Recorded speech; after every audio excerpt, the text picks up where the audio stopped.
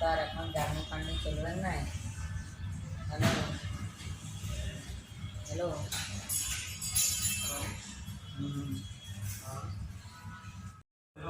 Hello guys, তোমরা কেমন আছো?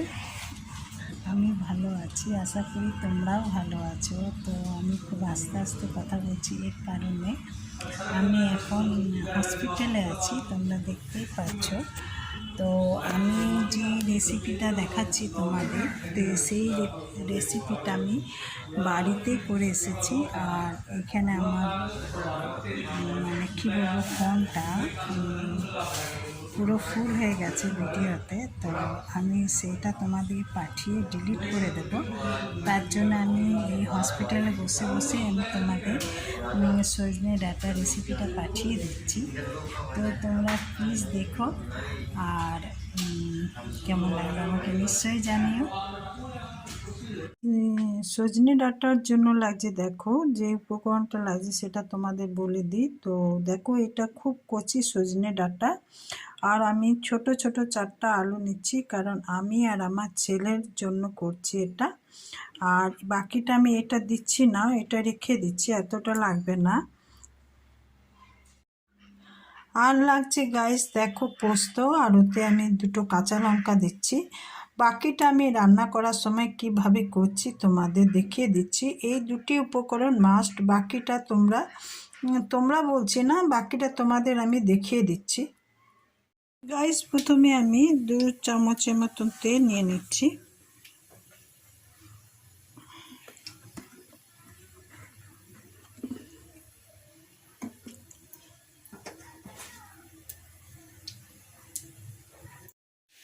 তারপর আমি সামান্য কালো জিরা নিয়ে নিচ্ছি।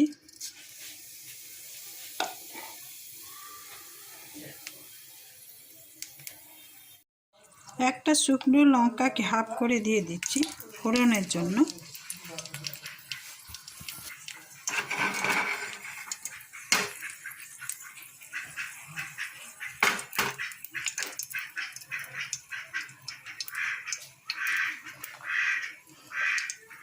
তারপর আমি ডাঁটা ও আলুগুলো দিয়ে দিচ্ছি।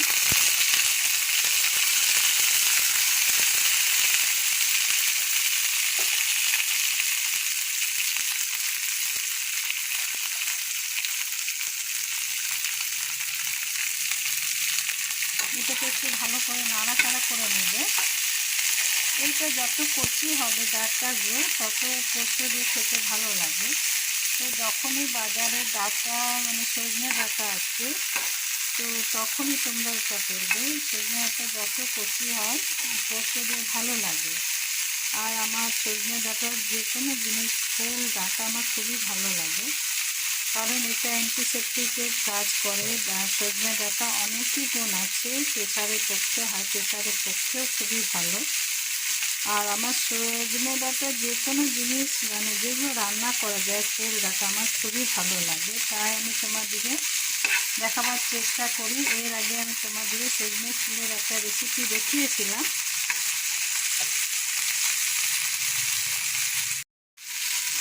এরপর আমি পরিমাণ মতো নুন দিচ্ছি।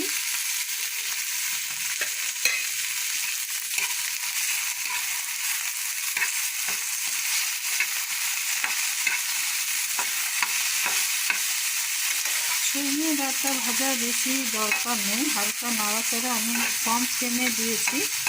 আর হালকা নাড়াচাড়া করে দেওয়ার পরই জল দিয়ে দেবে। জল দেওয়ার আগে আমি একটু চিনি দিয়ে দিচ্ছি। এরপর হালকা নাড়াচাড়া করে দেওয়ার পর তোমরা একটু জল দিয়ে দেবে। এটা প্রেসারে দেওয়ার দরকার নেই, কারণ এটা খুবই কচি, তো প্রেসারে দিলে গলে যাবে। তো আমি এরপরে 1 গ্লাস জল দিয়ে দিচ্ছি। সবটা দিচ্ছি না, বেশি হয়ে যাবে, তো একটু কম দিলাম। এরপরে এটাকে নেড়ে চেড়ে ঢাকা দিয়ে দেব।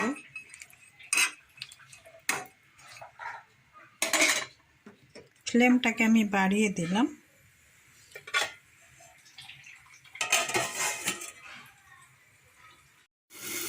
আমি খুলে দেখছি গাইস জিনিসটা হয়েছে কিনা।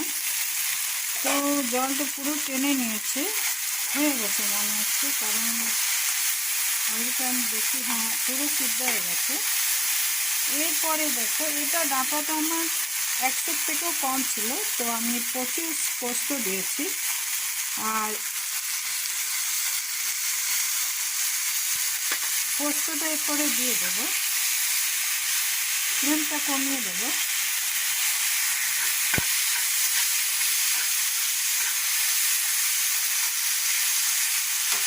এতে আমি সামান্য জল দেবো, আমি বাটি ধোয়া জলটা দিয়ে দিচ্ছি এতে, আর একটু দিয়ে দিচ্ছি।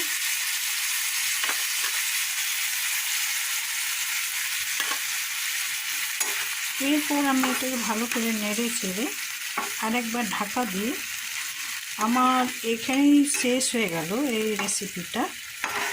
তো গাইস তোমরা এটা বানাও বাড়িতে, ঘরোয়া এটা রান্না।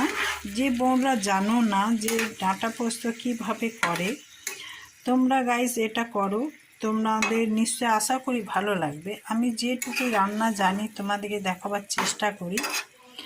তো গাইস এটা নাড়া হয়ে গেছে, এটাকে একবার আমি ঢাকা দিয়ে দিচ্ছি যে পোস্তর ফ্লেভারটা ভিতরে যাওয়ার জন্য। তারপর আমি দেখাচ্ছি তোমাদের লুকটা। গাইস খুলে দেখায় তোমাদের যে কতটা জল টেনেছে। দেখো পোস্ত দেওয়ার পর এবারে তেল ছাড়ছে। তো এটা আমার হয়ে গেছে। তো এরপরে আমি এটা ঢেলে তোমাদের দেখাচ্ছি যে এর লুকটা কেমন লাগছে।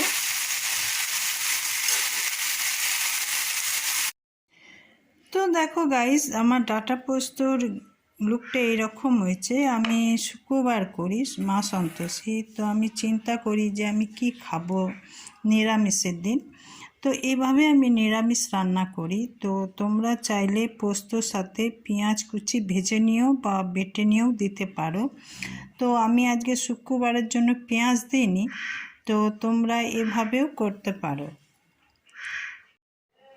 তো গাইজ আমি যতটুকুই জানি আমি তোমাদের কাছে আনার চেষ্টা করি। আজকে শুক্রবার তাই নিরামিষ করলাম এই ডাঁটা পোস্তটা। তো তোমরা এতে পেঁয়াজ দিতেও পারো, যেটা আমি আগেও বললাম। তো এই ডাঁটা পোস্ত একদম সম্পূর্ণ নিরামিষ।